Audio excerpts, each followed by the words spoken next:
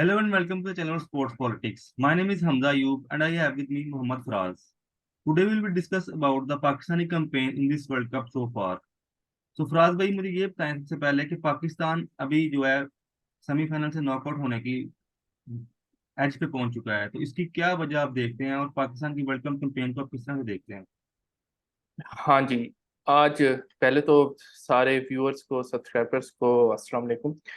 तो स्टार्ट मैं इस चीज़ से करूँगा कि अभी उम्मीदें हैं थोड़ी सी मैं कहूँगा, क्योंकि पाकिस्तान की हिस्ट्री यही रही है कि हम लोग इसी तरह दुआओं से और इन्हीं इन्हीं बचते बचाते किसी तरह हम सेमीफाइनल में पहुंच जाते हैं। तो आई थिंक कि अभी भी चांस है, माइन्यूट सा चांस है, लेकिन बाकी बहुत ही पैथेटिक परफॉर्मेंस थी टीम की इस वर्ल्ड कप में।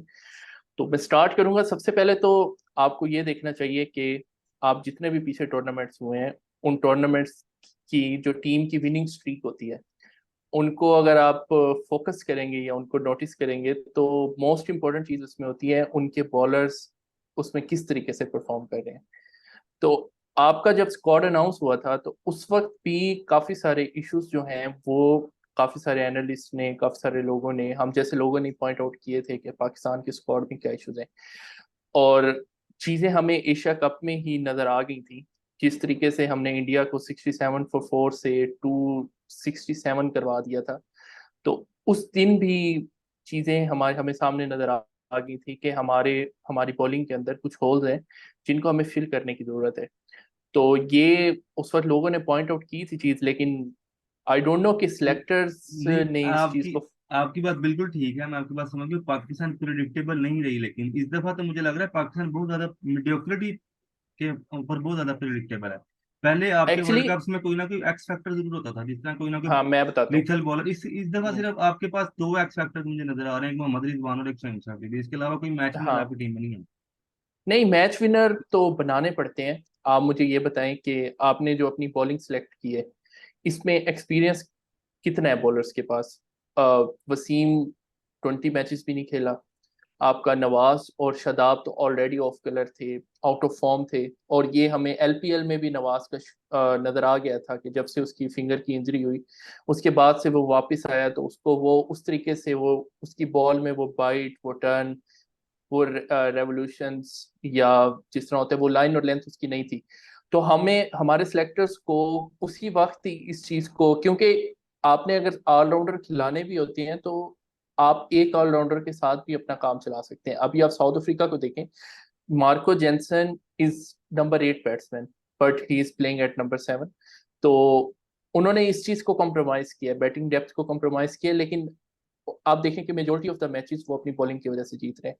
तो आपने अपनी बॉलिंग को स्ट्रॉन्ग करना होता है, एटलीस्ट आपके 4 बॉलर्स प्रॉपर प्योर बॉलर होने चाहिए और एक्सपीरियंस बॉलर होने चाहिए।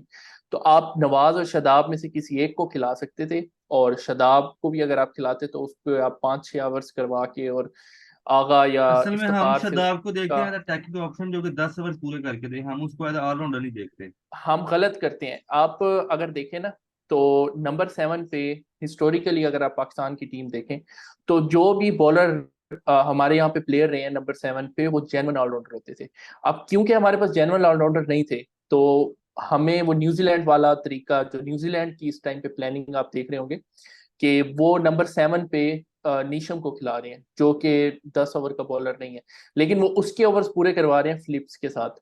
तो मतलब कि आप एक 10 ओवर का कोटा पूरा करवा सकते थे। आपके पास साउथ शकील अगर मेजोरिटी ऑफ लोगों को नहीं पता, साउथ शकील फर्स्ट क्लास में बहुत ज्यादा बॉलिंग करते हैं। और आप में से अगर किसी को याद हो, 2021 में इंग्लैंड के साथ 3 मैच सीरीज हुई थी, तो उसमें साउथ शकील ने क्रूशल चीज के ऊपर विकेट्स ली थी।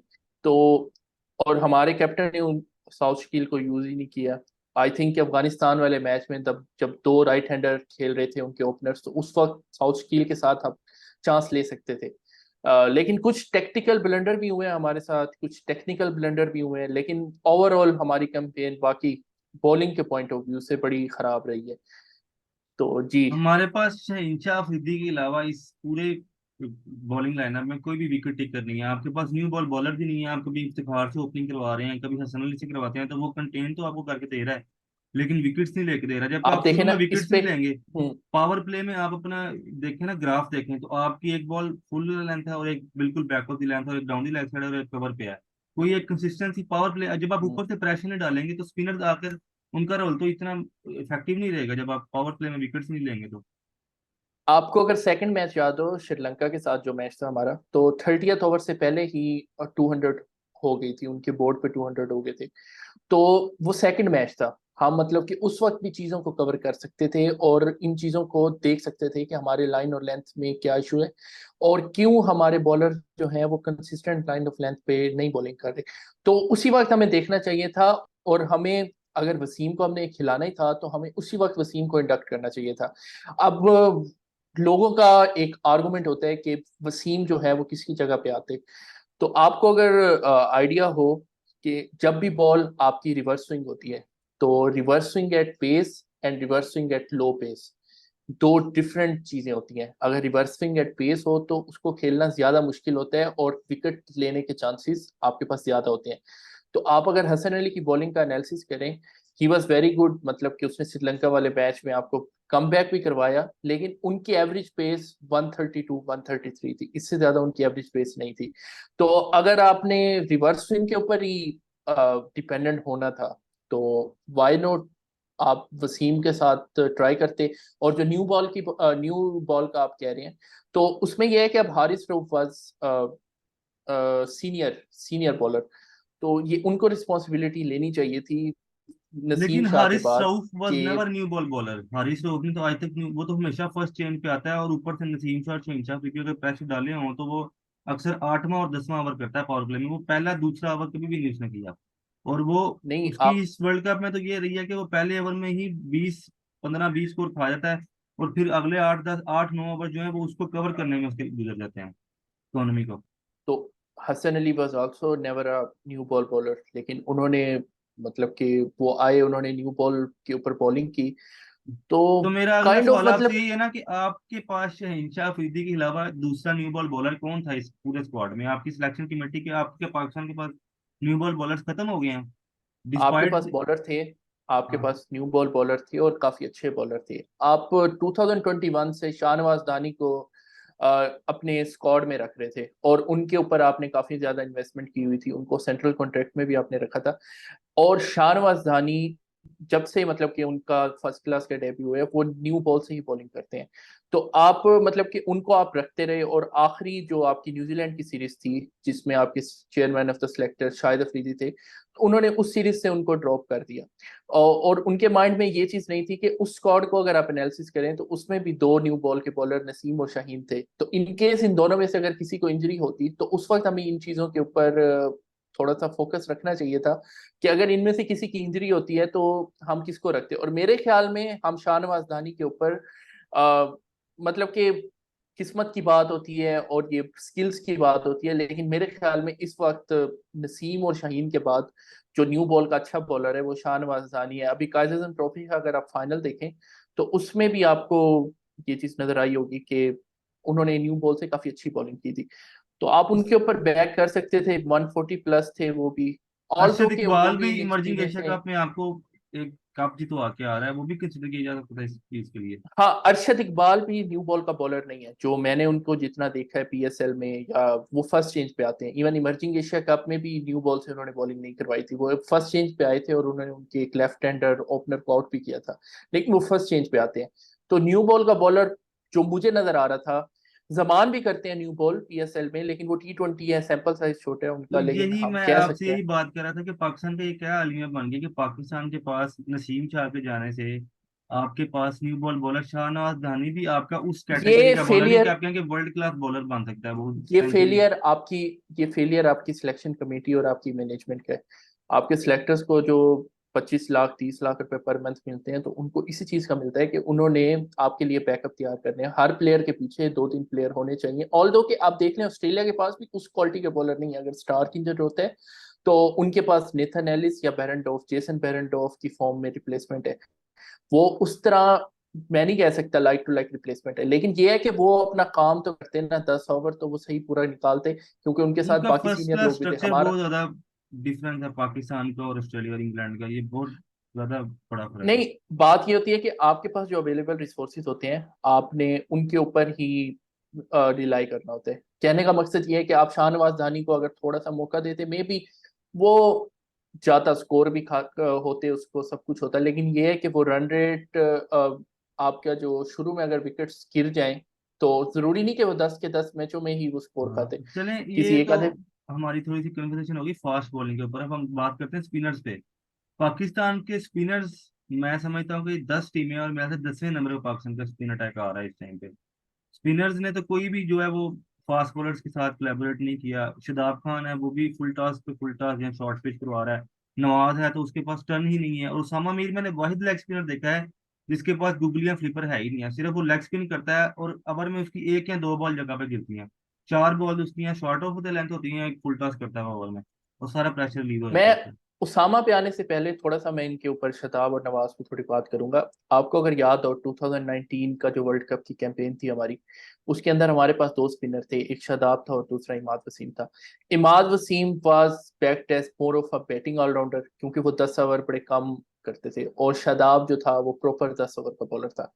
तो 2019 के बाद जब इन्होंने इमाद वसीम को बाहर किया, ये आर्गुमेंट ये था जी इमाद वसीम जो है वो 10 ओवर का बॉलर नहीं है, तो हम नवाज को लेके आ रहे हैं कि नवाज का एक्शन भी उस तरह का है कि ये टर्न करवा सकते हैं उस। और इमाद वसीम जो था वो मतलब कि टर्न नहीं करवाता था ज्यादा, और वो लाइन और लेंथ पे डिपेंडेंट था और इकोनॉमी टाइप बॉलर था वो। हम्म। तो ये नवाज को लेके आए, तो नवाज का जो रोल था वो शादाब वाला रोल हो गया कि नवाज जो था अब 10 ओवर का बॉलर था, नंबर 8 पे आता था, और शादाब को नंबर 7 पे शिफ्ट किया गया। अब ये देखें कि असल जो नहीं, हमारे पास इधर इस सॉरी मैं टाइम आपकी की बात काट रहा हूँ। इधर एक चीज ये है कि क्या सिलेक्शन ये विजन था इतना कि नवाज शदाब की जगह ले सकता था और शदाब जो है वो इमाद वसीम की जगह ले सकता था। मेरे हिसाब से तो नवाज के अंदर वो पोटेंशियल ही नहीं मुझे नजर आया ना। बैटिंग बैटिंग जब नहीं, उसको भी Nawaz was difficult more times of आते अ हैं तो वो आउट होकर नवाज बाहर आ जाता है।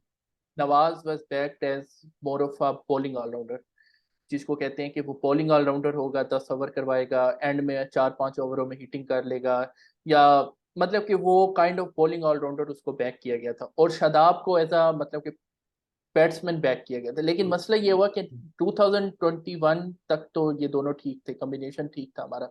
2022 में पहले नवाज को इंजरी हुई फिंगर की, और उसके बाद शादाब को इंजरी हुई। आपको अगर ऑस्ट्रेलिया की सीरीज याद हो तो उसके अंदर नवाज और शादाब दोनों अवेलेबल नहीं थे, तो हमने जाहिद महमूद को चांस दिया था उस सीरीज के अंदर, और एक आधे मैच में नवाज आए थे वापस। लेकिन यह है कि इन दोनों को इंजरीज हुई थी, तो इंजरीज के बाद इन दोनों का ग्राफ पीछे गया। तो हमारी जो मैनेजमेंट कमेटी थी या सिलेक्शन कमेटी थी, इनको चाहिए था कि उसी वक्त कोई नया फर्स्ट क्लास से कोई नहीं, नया मेरा स्पिनर लेके आते। मेरा थोड़ा ओपिनियन आपसे डिफरेंट इसलिए है कि नवाज कभी भी मुझे as a threatening option bowling के साथ नहीं लगा। शदाब था 2019 के वर्ल्ड कप तक शदाब विकेट टेकर था। नवाज कभी भी विकेट टेकर नहीं रहा। नवाज नहीं, हमेशा शुरू जरूरी से नहीं ही कि कंटेन आपके करके देता है पांच के आपको। पांच जरूरी नहीं आपके 5 के 5 बॉलर ही विकेट टेकिंग हो। अगर आप इंडिया का कॉम्बिनेशन देखें, Pakistan has a history of 5 wicket taker bowler. Pakistan के हमेशा से वो पांच ठीक है, विकेट टेकर भी लेकिन होते हैं। आपने अपनी बैटिंग को भी थिन नहीं करना होता, और आपके पास जो अवेलेबल टैलेंट था उसके अंदर आपके पास बेस्ट अवेलेबल यही थे उस टाइम पे, जो बैटिंग भी थोड़ी बहुत कर लेते थे। और हमने बैटिंग डेप्थ के चक्कर में हमने हाँ, ये आप एक बात करें बॉलर। 2020-21 की, तब तो ये सही ऑप्शन थी। लेकिन उसके बाद क्या हमें चेंज नहीं करना चाहिए? 2021 के बाद जब ये हमारा 2021 में वर्ल्ड आप कप भी देखें ना कि है। इसमें हमारी मैनेजमेंट का एक तो ये बहुत बड़ा एक ब्लंडर ये भी था कि हमने इतनी ज्यादा ओडीआई क्रिकेट नहीं खेली। We are the only team which has played less than 40 ODIs. इन सारी 10 की 10 टीमों में हमारी पाकिस्तान की टीम वाहिद है जिसने लेस देन 40 ओडीआईज खेले। अगर आप उन 40 ओडीआईज का भी ब्रेक डाउन करेंगे तो आप देखेंगे कि टॉप क्वालिटी साइड्स के अगेंस्ट हमने बहुत कम खेला है। हमने ज्यादातर सी टीम्स के अगेंस्ट खेला है, या हमने बांग्लादेश, जिम्बाब्वे, इस तरह की टीम्स के अगेंस्ट खेले। श्रीलंका के अगेंस्ट भी हमारी एक सीरीज थी 2019 में, तो उनके अगेंस्ट तो ये बॉलर आप अगर पाकिस्तान की इस वर्ल्ड कप की कैंपेन में भी देख लें, जो थोड़ी सी हल्की साइड्स हैं उनके अगेंस्ट तो हमारे स्पिनर्स ने फिर भी थोड़ा सा बेहतर किया है।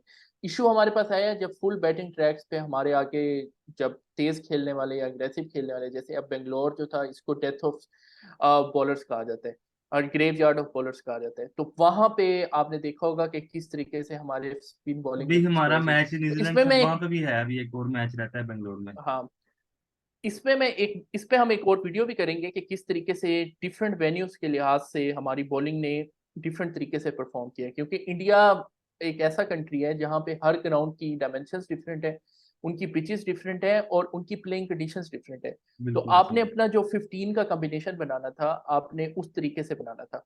अच्छा, आप उसामा मीर की बात कर रहे थे कि उसामा मीर आपको एक फास्ट बॉलर, एक स्पिनर नहीं लगते, लेग स्पिनर नहीं लगते, उनके पास ना गूगली है ना फ्लिपर है।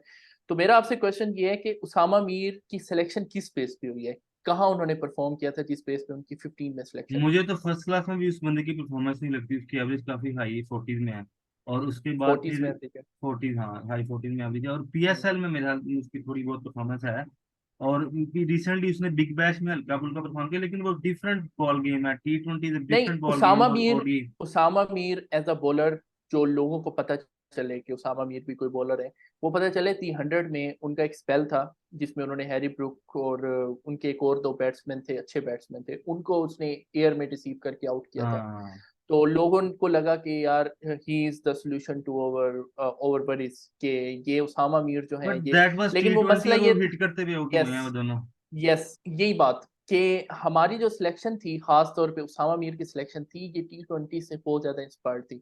आपने अगर T20 खेलना हो तो T20 में तो कोई भी बॉलिंग कर ले, डिफेंसिव बॉलिंग करनी होती है आपने, थोड़े से आप डॉट बॉल्स कराओ, बैट्समैन खुद हिट मार के आउट।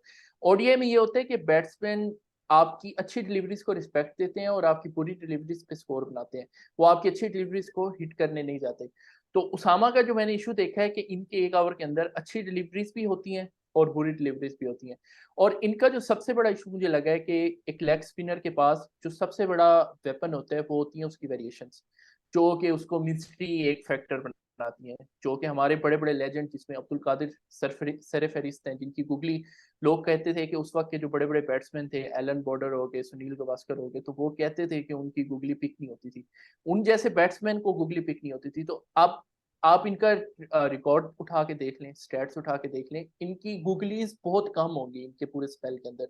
ये या तो गुगली अगर लेग ये स्पिन करवाता करते भी हैं, है तो इसकी इफेक्टिव नहीं होती, वो स्ट्रेट विद द आर्म जाती है, सिर्फ वो टर्न नहीं स्टेट होती। विद द आर्म, हाँ। जिसमें वो वेंडर ड्यूसन को इसने रिसीव किया था, वेंडर ड्यूसन हाँ, को आउट किया वो था बस इसने। वो बॉल है तो उसकी। हाँ, वो अब इसमें, अब आपके पास एक होगा कि इतना बड़ी हमारी 25 करोड़ की आबादी है और इसमें हमारे पास उसामा मीर ही हमारे पास थर्ड बेस्ट स्पिनर था, या अगर हम उनको हम ऑलराउंडर कंसीडर करते नहीं हैं तो दोनों को, इसके अलावा नवाज और हमारे पास शादाब, फर्स्ट क्लास में काफी ज्यादा ऑप्शन मौजूद थी, जो कि हमने हमारे यूटिलाइज नहीं पास की। मौजूद थी। आपने अगर फॉलो किया हो इमर्जिंग एशिया कप, आपने अगर सुफियान फॉलो, मुकीम उसमें बहुत अच्छा एक ऑप्शन आया था हमारे सामने। हम कहते हैं जी हमारे पास कुलदीप जैसे बॉलर नहीं है, हमारे पास उस क्वालिटी के तो नहीं होंगे क्योंकि रॉ है हमारे पास, लेकिन हमारे पास इस टाइम, और ये आपके जो सुनने वाले हैं इनको मैं अभी से बता दूं, 2027 के वर्ल्ड कप में या 2025 की चैंपियंस ट्रॉफी में आप इन दोनों में से एक बॉलर को आप 11 में जरूर देखोगे। एक आपके पास बॉलर है सुफियान मुकीम, वो भी कुलदीप की तरह लेफ्ट आर्म रिस्ट स्पिन करते हैं, हाँ, और उसने दूसरे मर्जिंग बॉलर हैं एशिया कप आपके में पास काफी अच्छी फैसल, बॉलिंग की है। हाँ, फैसल फैसल अकरम भी अकरम। अच्छा बॉलर है। वो भी वो भी ये अभी मतलब यंग है, 20-20 ईयर्स के हैं, लेकिन ये है कि इनको फर्स्ट क्लास अभी खेलने देनी चाहिए और इनको मेहरान लंबी मुमताज भी एक गिनती। अच्छा ऑप्शन था जो इमर्जिंग एशिया कप में आ गया है।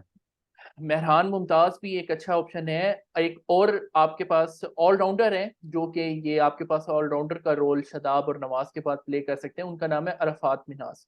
आपने अगर ये हांगजू में जो आपके पास ये जो अभी मैचेस हुए थे, एशियन गेम्स के जो मैचेस हुए थे, उसमें Arafat Mumtaz was your best player. उन्होंने बैटिंग भी बहुत अच्छी की थी और वो बॉलिंग भी बहुत अच्छी की थी। वो अभी अंडर 19 उन्होंने वर्ल्ड कप खेलना है अभी, लेकिन वो भी एक पोटेंशियल है 2025 और 2027 के लिए, क्योंकि आपके पास टैलेंट तो है। आप जिस मुल्क ने इतने बड़े बड़े अजीम खिलाड़ी पैदा किए हैं, तो स्पिन बॉलिंग में तो आपके पास टैलेंट नहीं, है। बात ये एक होती है कि क्वेश्चन उनको, यहाँ पे ये भी रेज होता है कि क्या हम शादाब खान के ऊपर ज्यादा हार्श हो रहे हैं कि उनके पीछे 5-6 महीने से परफॉर्मेंस नहीं आई, उससे पहले तो वो बंदा परफॉर्म करता रहा है, तो आया आप उसको टीम से शादाब को, ड्रॉप कर देना चाहिए? मेरा आपसे क्वेश्चन ये है कि आप शादाब को किस बेस पे जज करते हैं? उनकी बॉलिंग पे बेस पे जज करते हैं? मेरे हिसाब ऐसे से ही तो है ना। उसको एज बॉलिंग ऑलराउंडर खेलना चाहिए, क्योंकि leg spinner cantt be a defensive option. Leg spinner हमेशा आपका आप मुझे विकेट टेकर बताएं होता है। कि आप मुझे बताएं कि रविंद्रा जडेजा जो है, जो इंडिया में नंबर 7 पे बैटिंग करते हैं, वो क्या हर मैच में परफॉर्म करते हैं बॉलिंग से? नहीं। आपका जो ऑलराउंडर होता है, he has to chip in kind of के, वो अगर बॉलिंग में अच्छा नहीं कर रहा तो he has to perform in batting, अगर वो बैटिंग में अच्छा नहीं कर रहा तो he has to perform in bowling. But दोनों में जिस दिन आपने अगर देखा हो हिस्टोरिकली, ऑलराउंडर की जिस दिन दोनों चीजों में परफॉर्मेंस होती है, उस दिन वो मैन ऑफ द मैच भी होता है और टीम मैच भी जीतती है। आप 92 के फाइनल में वसीम अकरम की परफॉर्मेंस देख लें, पहले उन्होंने बैटिंग में परफॉर्म किया, फिर उन्होंने बॉलिंग में परफॉर्म किया, तो उन्होंने आपको वर्ल्ड कप का फाइनल जितवाया। नहीं, तो वसीम अकरम वाज ऑलराउंडर को सम ऑलराउंडर। शाहिद अफरीदी, अब ये जो आप हमारे अब ऑलराउंडर आ रहे हैं, वसीम जूनियर, ये उसामा मीर, ये कहाँ से ऑलराउंडर हैं? मुझे तो इनकी ऑलराउंडिंग एबिलिटीज पे बहुत ज्यादा क्वेश्चन मार्क्स हैं। ये असल में ये ऑलराउंडर ट्विटर और आप सोशल मीडिया पे, असल में आजकल ना जिस तरह सोशल मीडिया का दौर है, तो कुछ प्लेयर्स होते हैं जैसे फ्रेंचाइज उनको बैक करती हैं, कुछ प्लेयर्स होते हैं उनका उन्होंने खुद अपने एजेंट्स रखे हुए होते हैं, तो उनकी काइंड ऑफ, अब ये उसामा मीर किसी को नहीं पता था इनका, लेकिन इनकी वीडियोस बार बार आपके ट्विटर टाइमलाइन पे आ रही थी, फेसबुक टाइमलाइन पे आ रही थी कि जी इन्होंने 100 में, और एक सिलेक्टर्स के ऊपर एक प्रेशर बनाया गया कि हालांकि अगर आप कंपेयर करें, Abrar was much better option.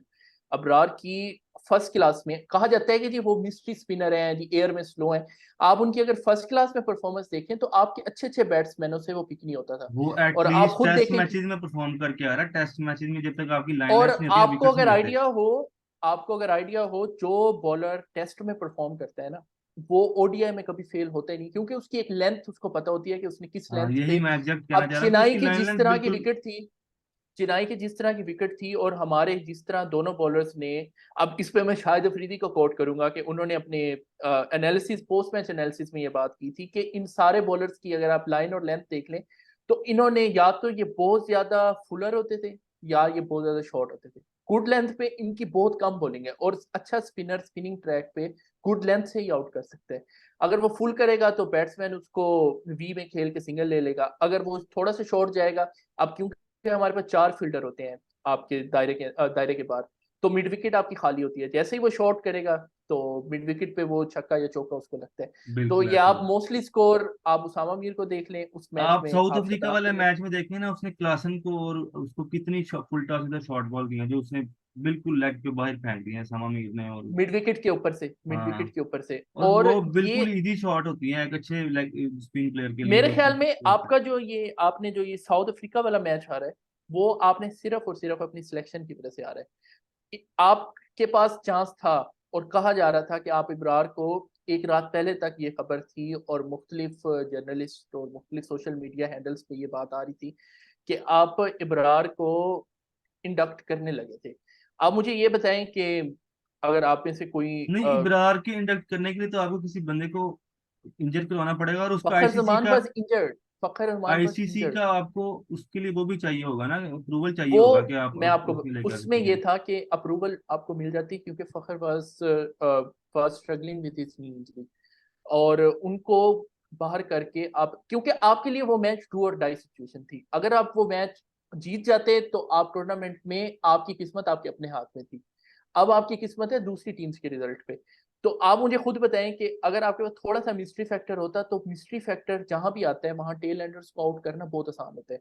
अब नवाज का कुछ पता है उस कि या मैच में तो लक ये भी नहीं थी आपके पास, जो अंपायर का डिसीजन भी काफी गलत हो गया था, वो लक मुझे आप लगता खुद है। बनानी होती है। अगर आप यही बात, न्यूजीलैंड भी कर सकती है, उनको पूरा वर्ल्ड कप उनको लक की वजह से ही वो वर्ल्ड चैंपियन नहीं बन सके थे। तो हाँ, आपको थोड़ा सा मतलब कि रिस्क लेना पड़ता है इस तरह के टूर्नामेंट्स में। अब कहा जाता है कि अबरार जो था वो अंडर कुक था, भाई आप उसकी परफॉर्मेंस फर्स्ट क्लास में देखें और टेस्ट में देखें, ऐसा बॉलर जो फर्स्ट क्लास में विकेट ले रहा है टेस्ट में।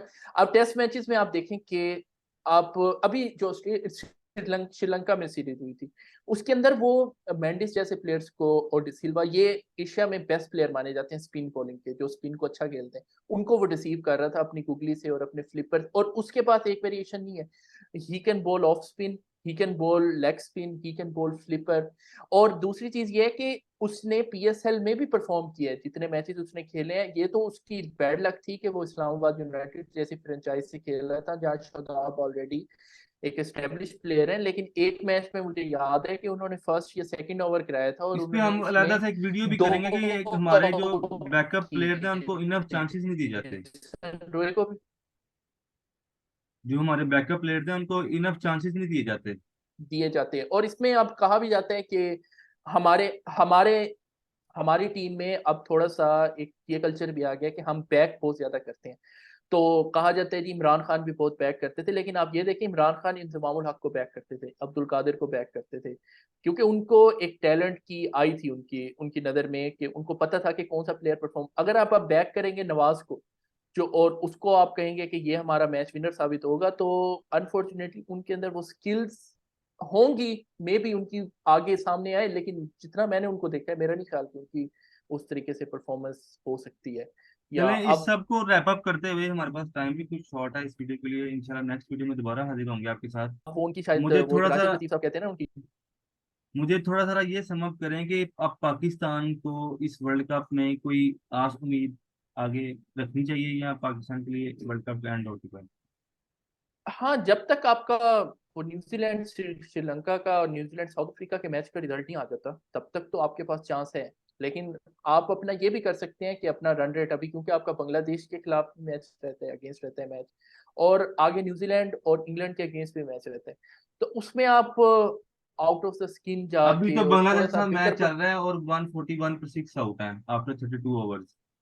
तो हाँ, अब ये ये देखे विकेट ना कि आज अप्रोच पता चलेगी इनकी कि किस तरीके से ये रन रेट की तरफ, क्योंकि इनको जितना मैंने 30 इनको ओवर्स में देखा मेरे ये ख्याल से रन चेस रेट कभी करना नहीं। चाहिए, एटलीस्ट ट्राई करने की कि 30-35 ओवर मेरे में ख्याल चेस में करें। तो आपकी इस टाइम क्वालिफिकेशन एट स्टेक है, तो आप तो कोशिश करें कि इनको अगर अंडर 200 करते हैं तो आप मिनिमम मिनिमम 25 ओवर्स में, क्योंकि आपके पास चांस कोई नहीं है ना, आप मैच हार भी जाएंगे तो आपने चैंपियंस ट्रॉफी के लिए तो ऑलरेडी क्वालिफाई कर लिए, तो वाई नॉट कि आप ऑल आउट जाएं और अपने रन रेट को थोड़ा बेहतर करें, ताकि न्यूजीलैंड वाले मैच में आपके पास कॉन्फिडेंस, और वो ग्राउंड इस तरह का है कि आपके पास अगर वहां पे पहले बैटिंग आ जाती है ना, तो आप इजीली वहां पे 350, अगर आप पोटेंशियल पे खेलें तो इस टीम में वो पोटेंशियल है कि 350 ये कर सकती है, तो आप वहां पे हम्म। भी कर सकते हैं। तो लेकिन ये है कि आपको थोड़ा सा आप टेक्टिकली थोड़ा सा चीजों को लेके चलना पड़ेगा, चांस तो अभी भी है, और अभी भी मैं कहूंगा कि आपके पास 50-50 चांस है, 50-50 देर इज अ चांस कि आप अपनी जो क्वालिफिकेशन है उसको आप सिक्योर कर हमें अब सकते ये हैं, उम्मीद तो करनी यू पड़ेगी नेवर कि नो। जो श्रीलंका है वो न्यूजीलैंड को, और साउथ अफ्रीका जो है न्यूजीलैंड को किसी तरीके से हरा दे।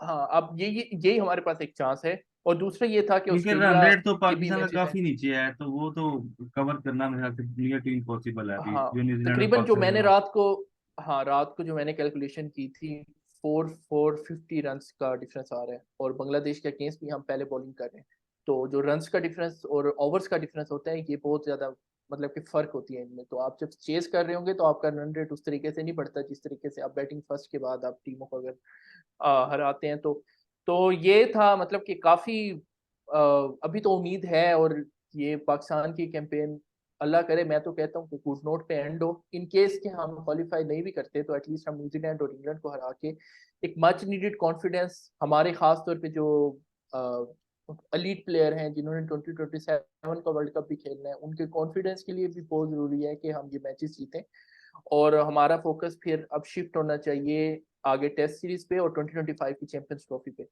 तो ये मतलब कि कुछ चीजें हैं, हमें इन चीजों को देखना है, और इसमें कोई वो नहीं है कि आप 92 की एग्जांपल देखें तो तब भी हमारी वो बारिश वाला पॉइंट अगर ना मिलता हमें तो हम सेमीफाइनल में नहीं जा सकते थे, तो लक तो आपका 92 में भी था, 2017 की चैंपियंस ट्रॉफी में भी था, 2009 की टी20 में भी था, इवन कि 2022 के वर्ल्ड कप में भी आप वो चले, क्वालिफाई लेट्स फाइनल होप तक के पहुंच गए। पाकिस्तान जो है इधर से कोई मिरेकल क्रिएट करे और पाकिस्तान जो है किसी तरीके से सेमीफाइनल में पहुंचे। तो इस वीडियो के लिए इतना ही रखते हैं। तो आप हमारे चैनल को जो है वो सब्सक्राइब जरूर कर दीजिए, लाइक भी कर दीजिए, कमेंट करके बताइए कि आपको हमारी वीडियो कैसी लग रही है। हमारे चैनल को जरूर सपोर्ट कीजिएगा।